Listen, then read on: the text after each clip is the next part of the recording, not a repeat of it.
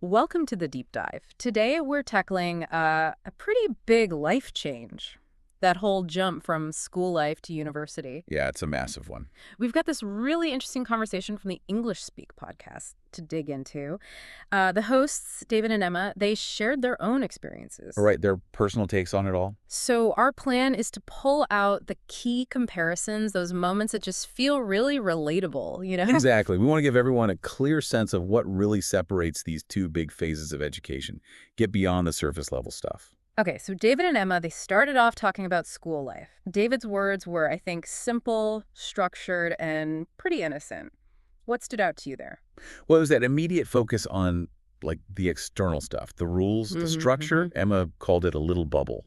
She mentioned the uniforms, the really clear rules, and, teachers constantly guiding you. Yeah, that guidance. Right. And that structure, even if you didn't love it at the time, it gives you this predictability, a kind of safety net almost. A lot is decided for you. That's true. And David, he talked about the pressure in school, didn't he? Like exams, class ranks. Yeah, but always with that sort of supervision. Right, like you said, the safety net. The training wheels are still on, kind of. Exactly. And Emma brought up the social side, too. The daily friends, lunch breaks, games, school trips, that whole communal feel. Yeah, that's a huge part of it. School is so much about doing things together, isn't it? Definitely. Everyone's on a similar path, same building, day after day. That shared experience, it builds really strong bonds. It's quite unique to that time. Okay, so then comes the big change. David called it the biggest shift ever, moving to university. Big words, but probably accurate for many. He said it was a move towards freedom, but also like a test of responsibility. That really sums it up, doesn't it? It really does. Because all those external things, they start to fade away. No one's enforcing a schedule or checking attendance in the same way or nagging you to study. Suddenly it's all on you. Exactly. You're the boss of your own time, your own motivation. And that freedom, it's amazing. But, it can feel a bit daunting at first. It was funny how both of them, David and Emma, actually said they kind of missed the discipline of school initially. Right. You don't appreciate the structure until it's gone, maybe? Yeah, maybe. Even if school felt a bit restrictive, that predictability was, comforting. University is much more individual. Like Emma said, Yeah. Everyone starts going off in different directions, different subjects. So those automatic friendships from seeing the same people every single day, They change. You have to work harder at maintaining connections sometimes. which leads us nicely into the whole pressure and responsibility thing. David said something like, in school, the pressure is shared, parents, teachers are involved. But at university, he said, the pressure is all on your shoulders. That's a key difference. And it's not just academic pressure either, is it? No, definitely not. Suddenly you might be managing money for the first time, maybe juggling a part-time job or internships, Yeah. sorting out where you live, cooking. Yeah, all that life admin stuff. And relationships can get more complex too. It's a much wider range of responsibilities. And that safety net feels, smaller. And how you actually learn changes too, right? Emma talked about this. School often feels like it's about memorizing facts. Yeah, cramming for tests sometimes. But university puts the focus more on proper understanding, critical thinking, doing your own research. Applying things, yeah. It's less about just repeating information and more about really digging into it, questioning it, a more active way of learning. And the professors, David mentioned they guide you, but they expect you to do the deep diving. Right. Less hand-holding. You got to be proactive, take ownership of your learning, find the information yourself a lot of the time. But despite all these changes, all the challenges, they both said school and university are enjoyable, just in different ways. Definitely. David liked school for being fun and relatively stress-free. Yeah, carefree. But university, that was about independence and real personal growth. Totally different kinds of satisfaction. And Emma felt similarly. She valued that carefreeness of school, the bonds. But then university, she said, it builds resilience. You learn to make your own decisions, deal with failures, pick yourself up. Absolutely. They serve different purposes in your development, Yeah.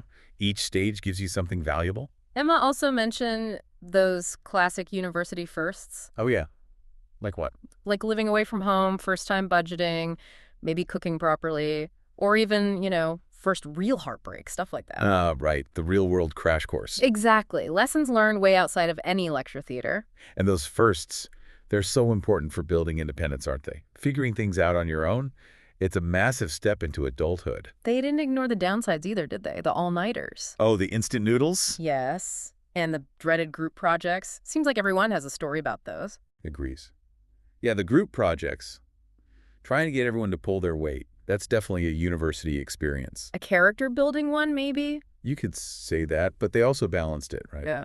Talking about the positives, too. Yeah, meeting all sorts of different people, discovering passions, joining clubs, exploring interests way beyond your actual course. Exactly. That richness, the diversity of people and opportunities, that's a huge plus for university life. And all this stuff, it kind of gets you ready for, well, for actual life, doesn't it? It does. Emma made a great point about university teaching you to deal with uncertainty. That's so different from school's predictability. That's a really sharp observation. Yeah. School gives you the rules, the known quantities. University throws you into something more ambiguous. Yeah, less defined. And you have to learn to adapt, to problem solve, make choices when you don't have all the answers. Which is pretty much what life is like, right? Absolutely. I liked Emma's phrase, school's where you start dreaming, university's where you start living those dreams. That's quite poetic, but it captures something true. And David also mentioned that move from theory in school to more practical application at university. Right, thinking about careers, real-world problems. How does what you're learning actually work out there? Taking the knowledge and figure out its place in the world. Yeah, it's about connecting the dots between your studies and what comes next. Moving from just taking information in to actively using it. What about going back? Did they fancy returning to their school days? Interesting question. They both seemed a bit nostalgic, fond memories of school. Sure, who doesn't? But ultimately, no. They valued the growth, the independence they got from university too much. Yeah, it makes sense. You change so much. Exactly. The nostalgia is nice, but the personal development at university, that sense of capability, it's something they wouldn't trade back. They did this great quick-fire round to nail down the differences. We should recap that. It makes it super clear. Yeah, good idea. Like a cheat sheet. So, school.uniforms, university. Where would you want? School, fixed timetable. University, Hmm. flexible, maybe no fixed schedule at all for some things. School. Teachers chasing homework. University. Deadlines are your problem. Self-imposed mostly. School, Yeah. usually one main classroom. University, moving all over campus, different buildings, lecture halls. School. See the same friends every single day. University. Interactions might be less frequent, wider circle maybe. And the big one, maybe, school. Grades feel like everything. University, skills, experience, networking start to become just as, if not more, important. That list really does highlight how different the whole environment is. Definitely.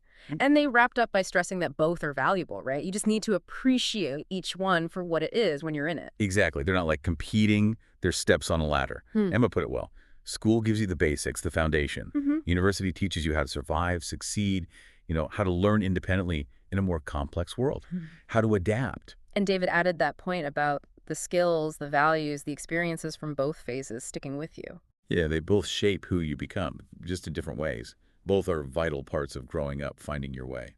So, wrapping up this deep dive based on David and Emma's chat, we've seen school as this, structured, shared starting point. Yeah, learning the ropes, socially and academically. And university is the launch pad, really, towards independence, self-directed learning, figuring out how things work in the bigger picture. So for everyone listening, maybe think about your own experiences, or if university is still ahead, what you're expecting or hoping for. Yeah, reflect on that journey, and maybe here's a final thought to mull over. Okay. Considering everything we've talked about, the structure versus the freedom, the different pressures, the learning styles, what single thing from either school or university do you think actually has the biggest long-term impact on someone's life? And why? Ooh, that's a good one. Lots to unpack there.